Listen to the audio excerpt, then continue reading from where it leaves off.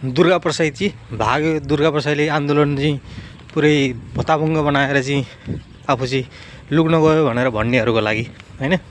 सबिन महर्जनलाई चाहिँ कीर्तिपुरका सबिन महर्जनलाई तीनकुने रोडमा ठाउँको ठाउँ चाहिँ गोली हानेर ढालिएको यो राज्य आतङ्कले दुर्गा प्रसादलाई त्यत्तिकै छोड्थ्यो भन्नेहरूले व्यक्तिहरूले चाहिँ सबिन महर्जनलाई चाहिँ कसरी ढालिएको थियो त्यो भिडियो फुटेज हेर्नुभयो कि भएन हैन।